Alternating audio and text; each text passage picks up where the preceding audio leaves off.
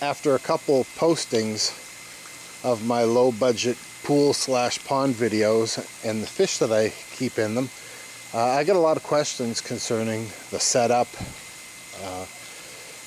how I do things, the equipment I use, and so on.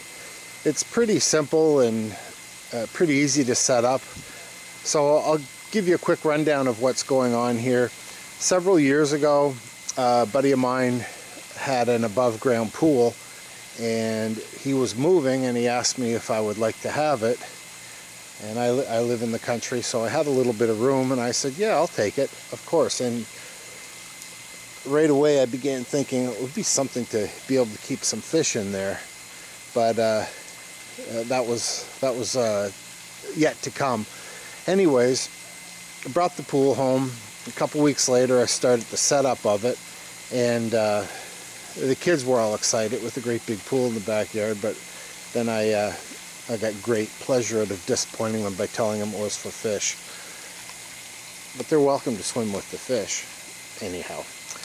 The pool is kind of a very economical Intex pool. They're found everywhere. Any large department store has it. This one I think is 16 feet round, 4 feet high. It came with a small pool filter and pump, an all-in-one unit, and it was very it was underrated for what I needed for the water movement to keep fish. So anyways, I went ahead and purchased a sand filter online, and it had a pump hooked to it, and it worked well for a number of years. And the pump eventually burnt out. So this year I went and I got a 1/2 horsepower pump, another economical thing. Got it off eBay. I'm not sure it's meant to be run constantly, so I kind of stagger it one day and the next with another one that is hooked over here. And I'll show you what both of them do. Over the 7 or 8 years that I've had this thing set up, I've learned a couple tricks and do things a little differently than I first did. First off, the sand filter made a big difference in water clarity and suspended particles in the water. Highly recommend that. All we have here is the output of the pool goes directly into the pump. Pump pumps it up into the sand filter, flows through the sand filter. There are a number of settings on top in which you can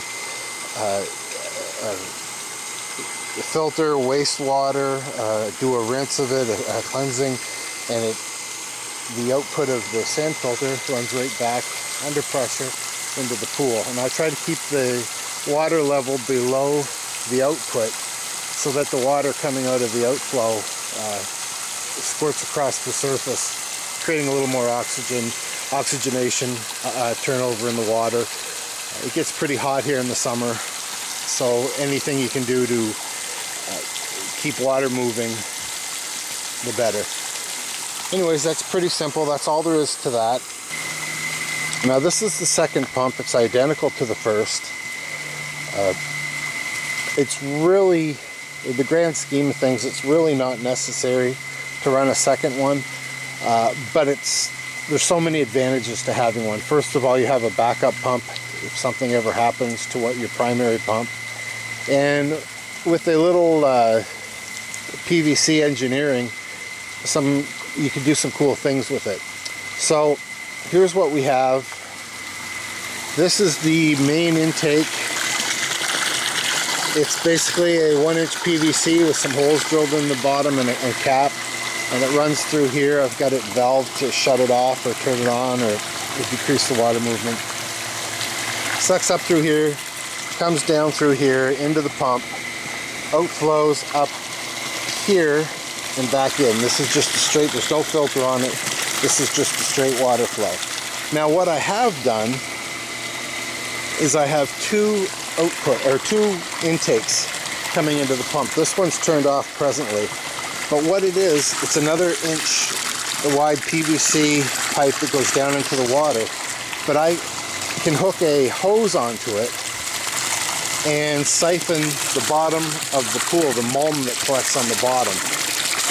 The mulm doesn't hurt the fish at all, but I like to get in and take some photographs of the fish and everything, and suspended particles in the water don't make for great photography.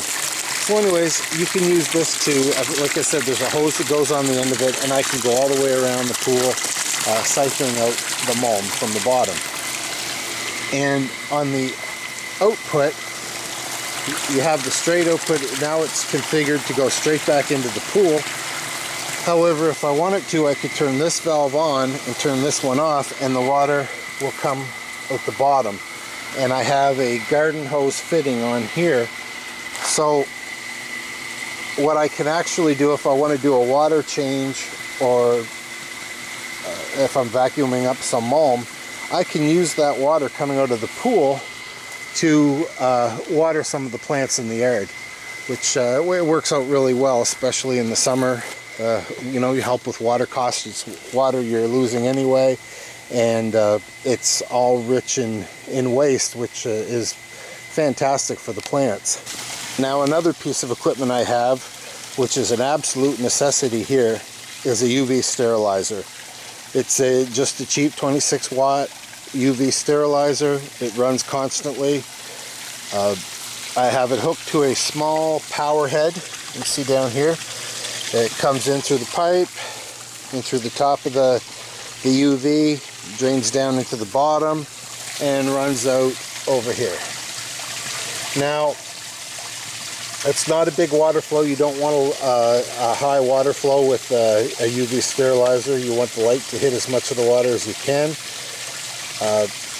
The good thing about this is when I set it up in the spring, it was a couple weeks before I had the UV going, and the water had turned green quite quickly, which is common. But within a week of having the UV running and that small little power head, within a week the water was crystal clear. So I would consider this, especially in our region, a necessity, necessary piece of equipment. Early on when I started out, I didn't have the UV sterilizer. I tried to put a number of aquatic plants in the water, hoping that they would take the nutrients that would feed the you know, the one cell algae that makes up the green water. Anyways, that really didn't work. Nothing takes the place of the UV. So anyways, there's your three main pieces of equipment. I've got the UV sterilizer, 2 half horsepower pumps, one hooked to a tangle of PVC valved up to water my yard if I need to and vacuum the bottom of the pool, and the other hooked to a sand filter. Now, one thing I did do different this year is I went ahead and built a little platform, a little deck up onto the pool. I really enjoy watching the fish, so I can actually go up here now and sit down and have my morning tea and play with the fish. And it's got an opening here where a ladder goes down into the pool, so if I wanted to do a little diving with the fish or a little swimming, I can climb right down here into the water and out of the water the same way. So this was definitely not a necessity, but I'm glad I did it, and it turned out really well.